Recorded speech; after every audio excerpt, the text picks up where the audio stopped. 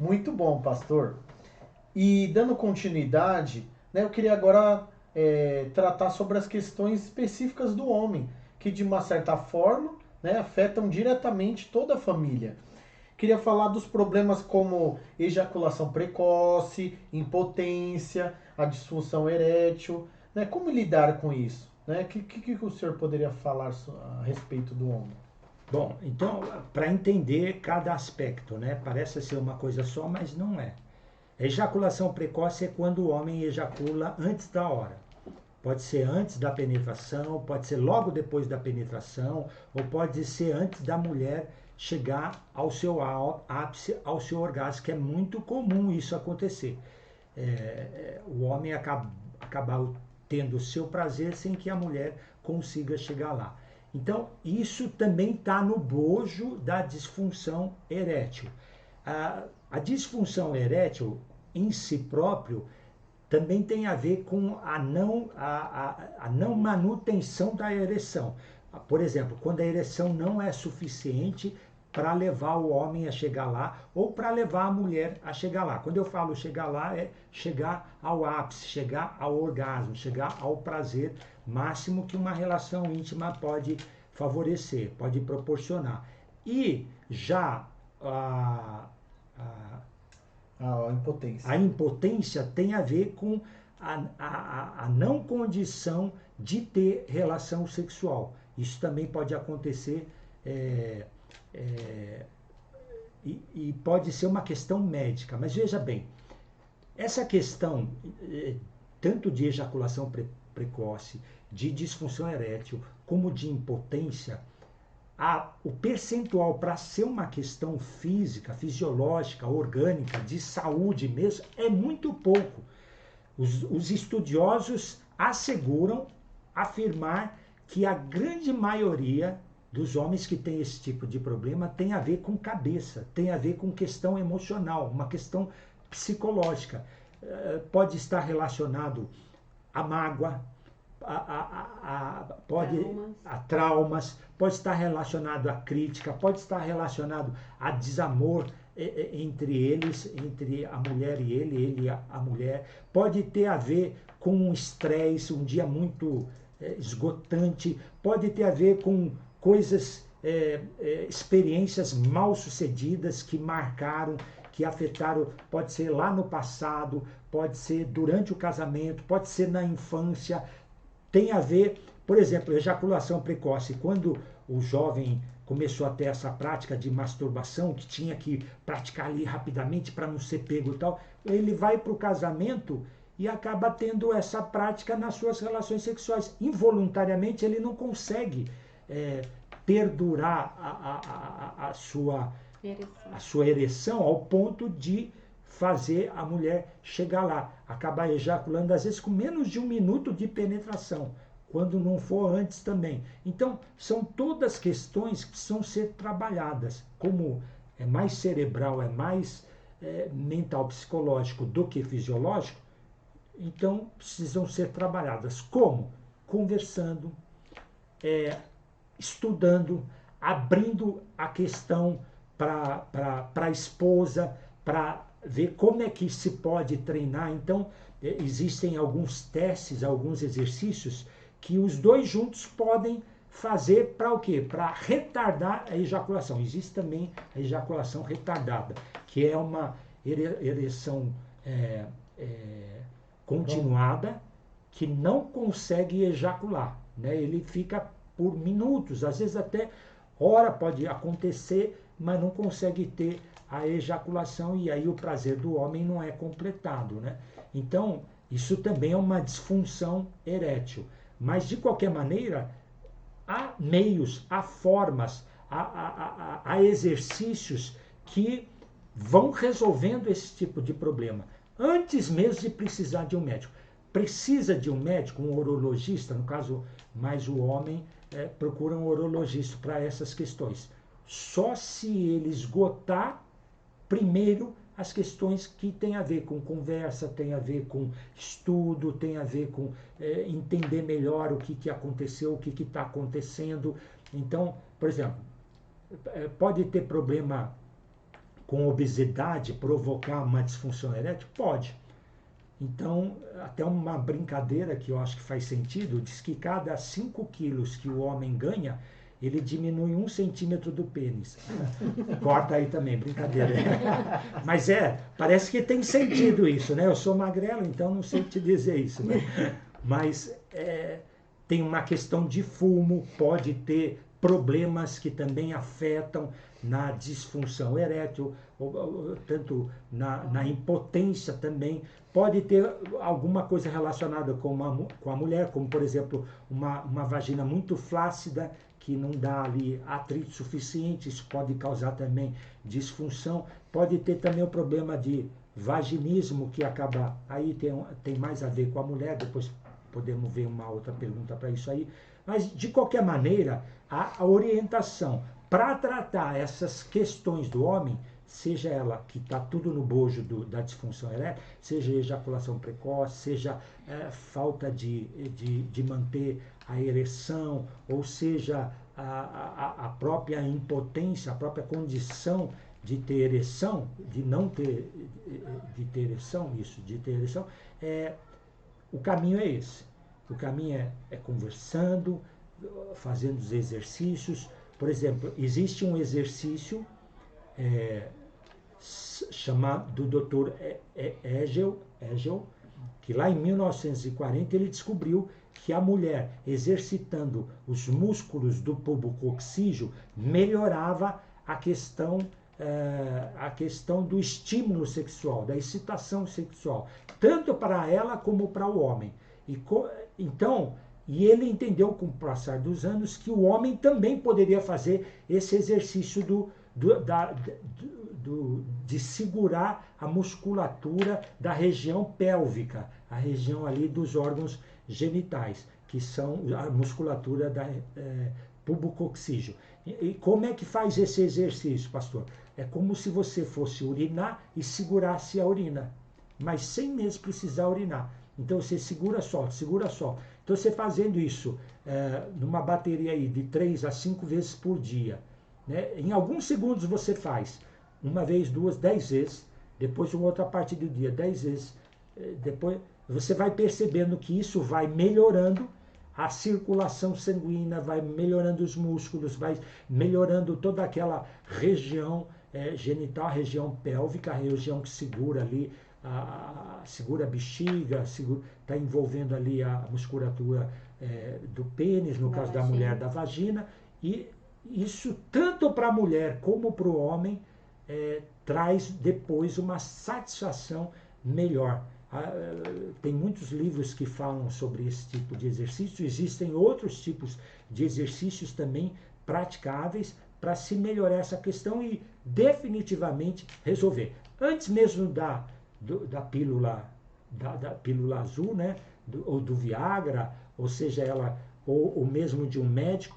Agora, não resolvendo, aí a nossa orientação, procure um médico ou procure um terapeuta sexual que possa tratar isso aí. Muitas vezes o homem tem vergonha de procurar essa ajuda. Não deveria.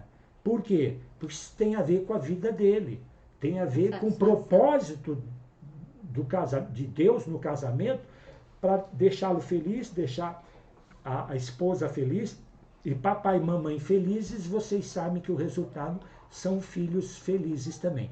Papai ou mamãe triste, ou os dois tristes, só pioram a situação dos filhos. Não tem jeito. Os filhos descobrem, eles sentem.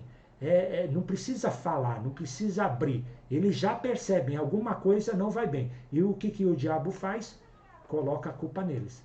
Eles acham, os filhos menores especialmente, que o problema dos pais não estarem felizes, bem contentes, tem a ver com eles. E muitas vezes, quando se separam, 51% das separações derivam exatamente de desajuste conjugal, 49% fala que é de desajuste financeiro. Os filhos se culpam. Os filhos se culpam. O diabo usa desse expediente direto. Então, para você que nos ouve, mesmo que você não acredite no diabo, né, existe uma realidade espiritual tentando detonar, atrapalhar, destruir aquilo que é mais precioso que Deus fez, que é a unidade familiar. É a primeira célula, que começa com o pai e a mãe. Então, pai e a mãe precisam estar bem. Uma vez que estão bem, as demais áreas deslancham também. Amém. E o que nós podemos falar também sobre a frigidez no caso das mulheres? Eu estava comentando com você que eu estava vendo uma live de uma ginecologista e uma psicóloga, e eu gostei muito que elas, do ponto de vista técnico, né? Técnico, são profissionais nessa área. A psicóloga atende cada dia mais, ela estava contando, mulheres com frigidez. E novas, não é a mulher que já está... Geralmente a frigidez, ela chega na menopausa, no climatério, né? Que a mulher... Porque, na verdade, é uma questão hormonal. São hormônios que atuam, que faz a mulher estar bem sexualmente. Mas, quando chega no climatério, esses hormônios caem.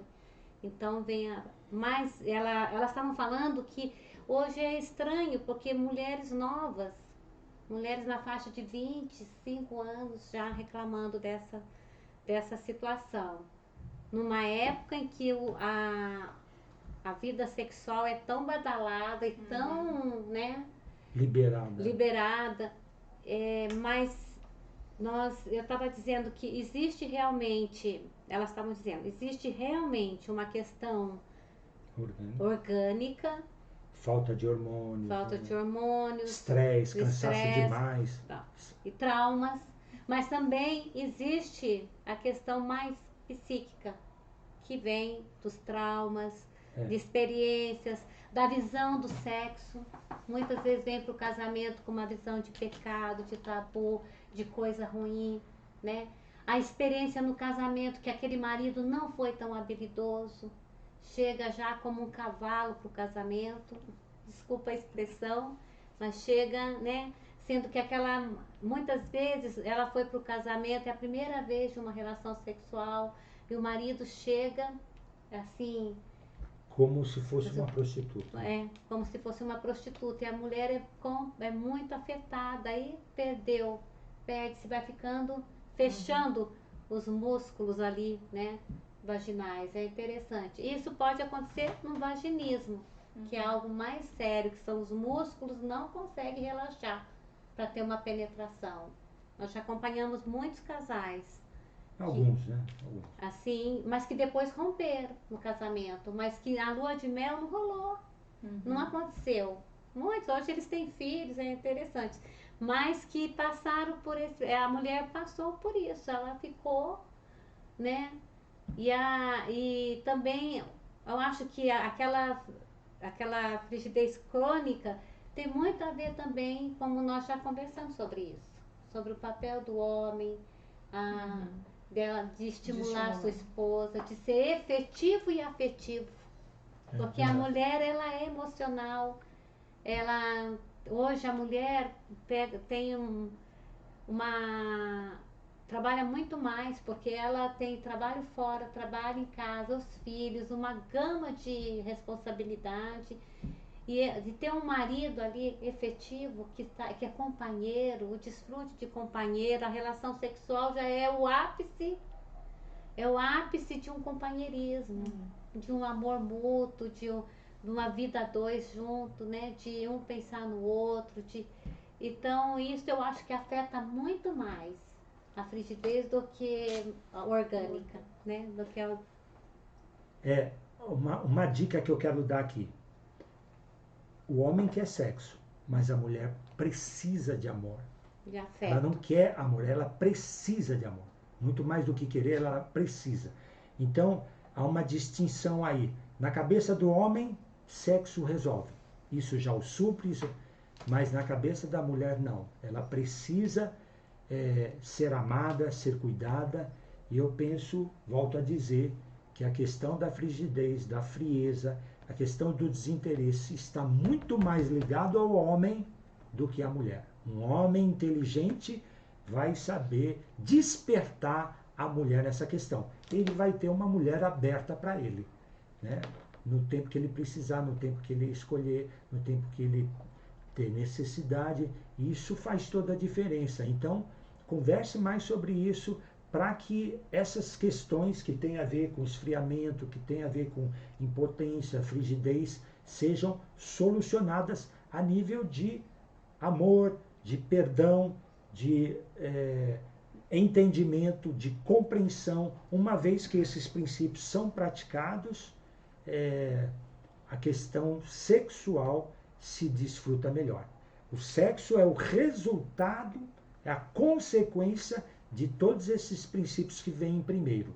Uma vez que isso é observado, é igual o princípio da aerodinâmica contra o princípio da gravidade.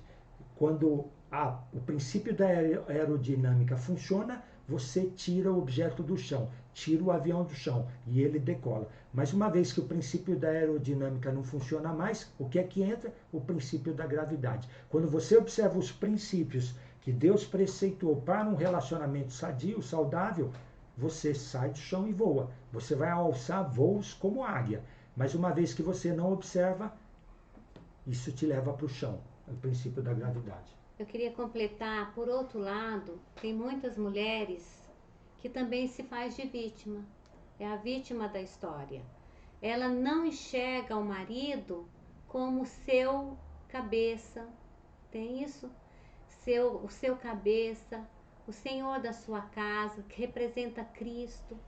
Então, quando a mulher, ela vê em seu esposo Cristo, o apóstolo Paulo fala que a mulher deve em tudo ser sujeita a seu marido, como a igreja é sujeita a Cristo. Então, isso também é muito... A mulher começa a acumular justiça própria, mágoas, amargura, começa a ter uma vida amargurada, falta de perdão, e aquilo vai se tornando tão crônico que vai afetar a sua vida sexual, vai ficar frígida, amargurada, rancorosa e maltrata o marido, critica o marido, desaponta o marido. E além de também não se fechar para a vida, para o relacionamento sexual, né? E isso é muito, muito importante. Eu queria falar para você, mulher, cultiva o seu jardim.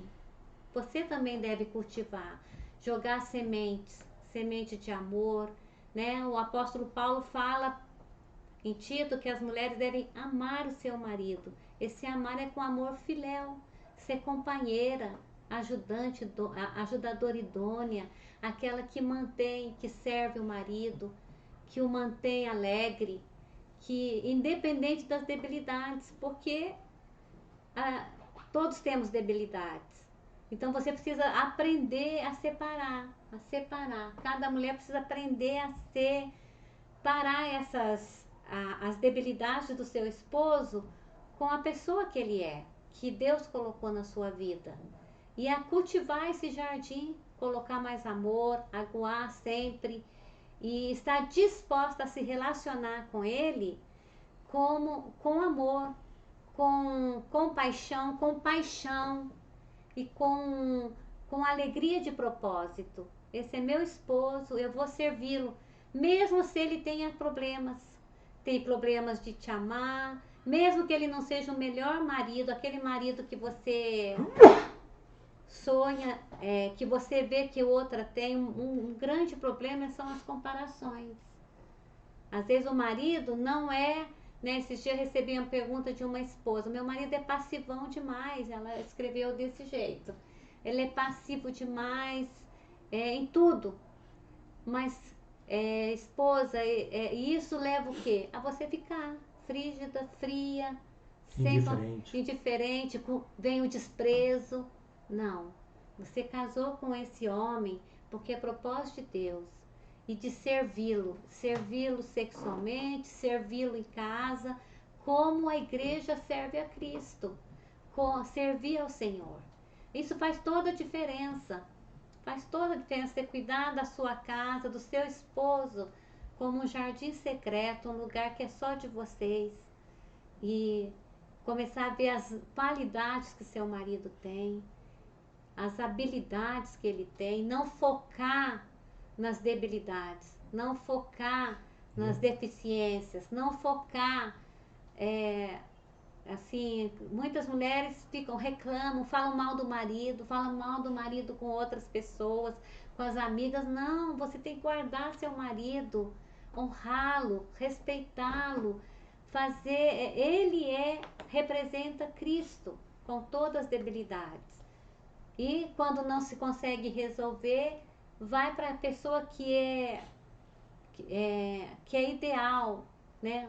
Uma liderança sua, que é a pessoa certa para estar ouvindo você, conversando com o casal. Não exponha a sua vida para qualquer pessoa. Nós não devemos fazer isso. E a coisa mais linda é mesmo quando eu sempre vejo um casal, sabe, já bem velhinho, eu fico pensando, Deus, que coisa linda, né? Passaram uma vida, são vencedores, porque estão juntos e se amam e cuidaram um do outro. Então vale a pena, não é? A gente caminhar e chegar até que a morte nos separe. E não que as nossas debilidades, as nossas situações, a circunstância nos separe, mas até que a morte nos separe. Mesmo, meu bem? Gostei, hein? Dá um like aí. Dá um like. Glória a Deus. Assim, há uma relação entre a insatisfação sexual, né, que abrange, né, todos esses aspectos. Uma pessoa está insatisfeita sexualmente com a infidelidade. Há uma relação entre esses dois aspectos? Eu não tenho dúvida. Eu penso que uma pessoa insatisfeita, conjugalmente falando, e aqui não estou falando só da relação sexual, estou falando da relação de diálogo, de amor, de afeto, de carinho, de perdão, de compreensão, todos esses aspectos que nós falamos, ela fica exposta. Quando não há isso, ela fica exposta. Ela fica exposta para outros relacionamentos, fica exposta mais facilmente para infidelidade, fica exposta para ser tentado mais facilmente. Então veja, um homem que não está satisfeito com a sua esposa, lá num trabalho, por exemplo, quando outra mulher começa a dar em cima, mesmo que ele tenha princípios e princípios cristãos, acaba sendo muito mais vulnerável, muito mais susceptível a uma queda, a uma infidelidade, mesmo que isso não aconteça nas vias de fato, mas acontece na mente, pronto, já abre porta para outros aspectos. Então, eu penso que o objetivo de toda essa live é exatamente esse: tentar observar as brechas, os possíveis buracos que entram água e faz o navio afundar, faz o barco do seu casamento afundar. Qual é o objetivo? Uma vez que você identifica, seja você marido, seja você esposa, feche os buracos, feche as brechas, né? Observe os princípios. A maneira de fechar é observar os princípios e colocar em prática. Uma vez que coloca em prática, pronto. Você, marido, está observando que não está tratando sua esposa com dignidade, com honra, com respeito, com carinho, com ternura, começa. Onde não há amor, coloque amor e vai colocar amor. Você, esposa, que achou que acabou o amor. Não, começa. Amor é uma decisão. Começa a amar e o mel vai voltar. O mel acabou do pote, começa a pôr mel de volta, que o mel vai dar sabor, vai dar sentido para o casamento. É uma questão de escolha. Assim como houve uma escolha para acabar, para diminuir o casamento, para fazer besteira ou para ficar indiferente, tem uma escolha agora ao contrário, para amar, para servir, para dar outra face, para perdoar, para conversar, para andar a segunda milha. E isso tudo vai restaurar o casamento. Ah, pastor, eu não dou conta. Vai, pede ajuda. Não tem jeito. Eu reconheço que tem casais, nós fomos muito ajudados. Quando eu entrei para a igreja, eu penso que isso é que salvou o nosso relacionamento. Eu me tornei pastor por conta disso, eu fui ajudado. Eu consegui ter olhos, depois eu comecei a ajudar outras pessoas. No começo era só eu e ela, só brigaiada, voava panela. Pensa, eu tenho sangue de italiano com sergipano. Né? Pau de macarrão com peixeira de fogão. Era um negócio de louco. E aí esse sangue eu trouxe para o nosso casamento. Então era muita briga.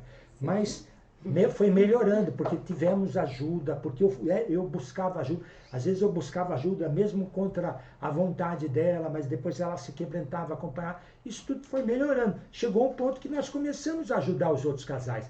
Quando é que você enxerga que um casal amadureceu? Quando eles não pensam mais neles mesmos. Quando eles começam a pensar nos outros, como aqui o casal, né, andou com a gente, andou com os outros, avançou na igreja. Hoje eles têm um encargo para outros casais. É um casal maduro. Então, quando isso acontece, você, ainda que esteja em crescimento, em desenvolvimento, você já começa a desfrutar do propósito do casamento, propósito de Deus no casamento para a sua vida. Isso é maravilhoso. Amém. Tem mais perguntas? Tem mais última. A última pergunta a gente vai falar. Tá bom. Amém. Então, vamos finalizar, né, com a última pergunta. Qual a importância de ter uma vida íntima constante que supra a necessidade tanto do marido quanto da mulher? Eu acho que eu já respondi essa pergunta. É Cumprir o propósito que Deus tem para o casamento. Irmãos, esposa, marido, casal que nos ouvem, como é bom desfrutar disso. Quando não existe isso, como tudo fica ruim. Convenhamos, eu não preciso falar disso.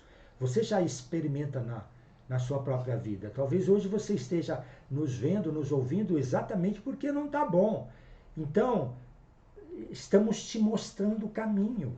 Estamos apontando a seta, estamos te dando a direção.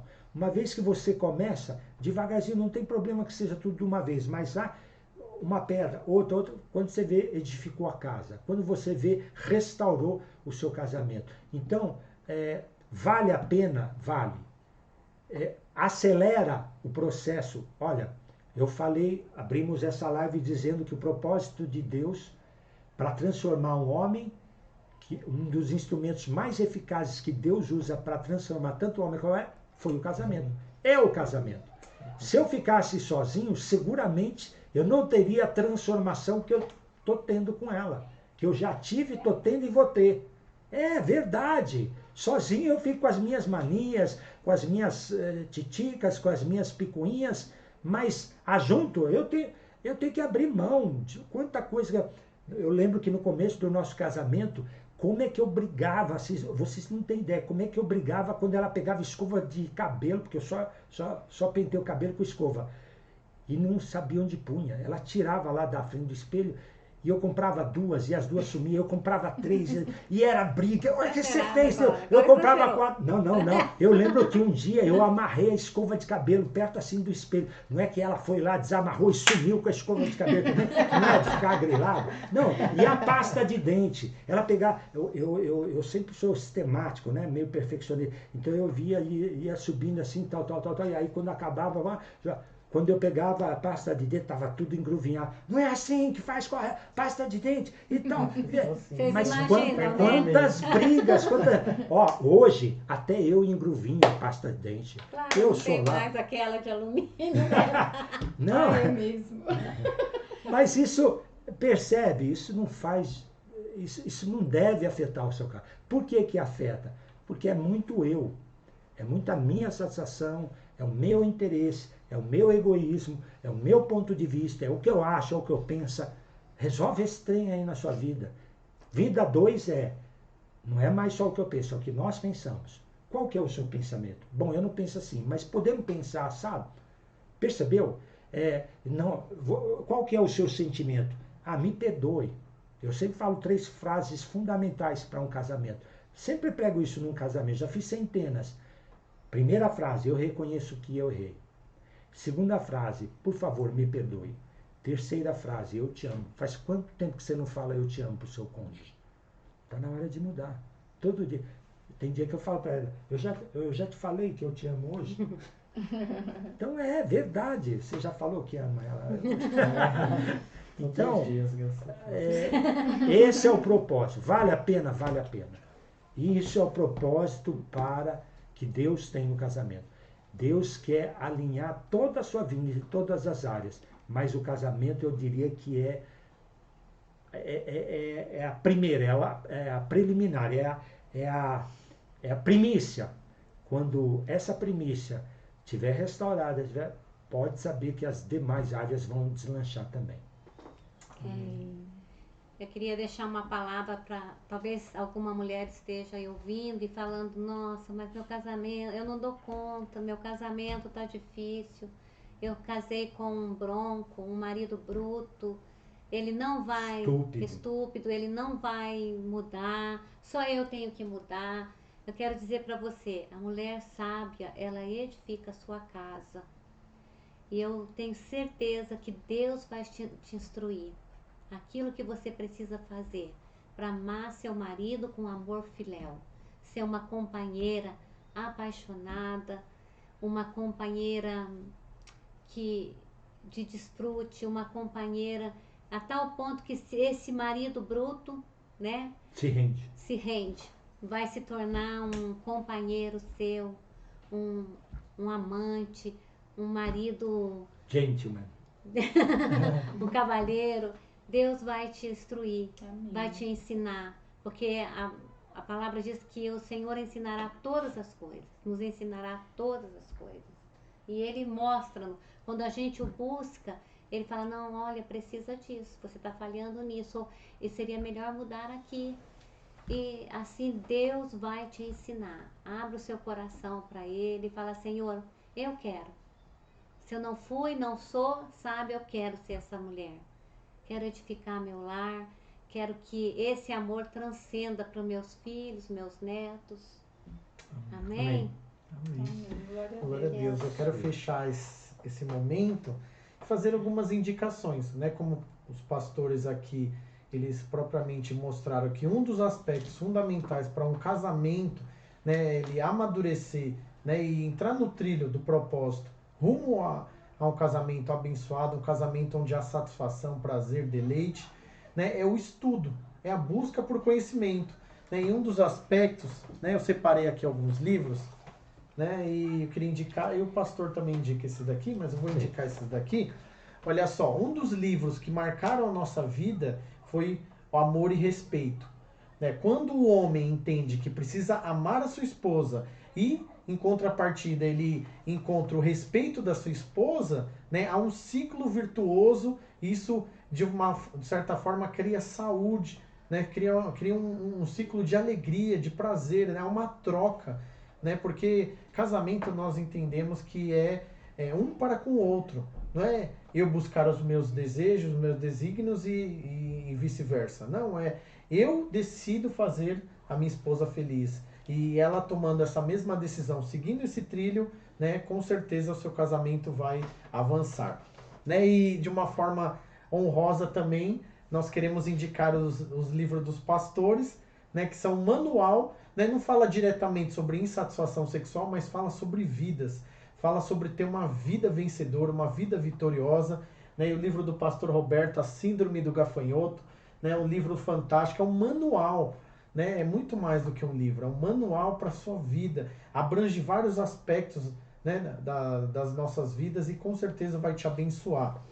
Outro livro da pastora, né, que fala sobre, né, a geração, que são os nossos filhos, né, que são flechas na mão do valente. Um livro inspirativo, um livro que nos leva a enxergar o valor da família, né? E esses livros aqui nos marcaram em um dado momento da nossa vida. Amém? Olha, teve 2 livros que afetou profundamente a nossa vida. O primeiro é o Ato Conjugal, do Tim LaHaye e da Beverly, que é a esposa dele. É um livro que todo casal, antes de casar, eu indico, todo noivo ou noiva, antes de se casarem, eu indico esse livro para eles lerem, a fim de se prepararem para o casamento. Mas uma vez que você casou, é um livro recomendável, porque ele ensina vários aspectos que talvez estavam em falha, em lacuna no seu relacionamento. Tanto que depois ele escreveu também o Ato Conjugal depois dos 40, muito indicado aí para você que já tem mais de 40 anos. E outro livro que fez assim uma diferença enorme no nosso relacionamento são as 5 linguagens de amor, do Amor, do Gary Chapman. É um livro assim, não pode faltar, não pode falhar, não pode deixar de ler, porque você vai entender que a linguagem do seu cônjuge não é a sua, né? Muitas vezes a sua linguagem é toque, é presente, e a do outro não tem nada a ver com presente e nada a ver com toque. Tem a ver com palavras de encorajamento ou palavras de afirmação e serviço.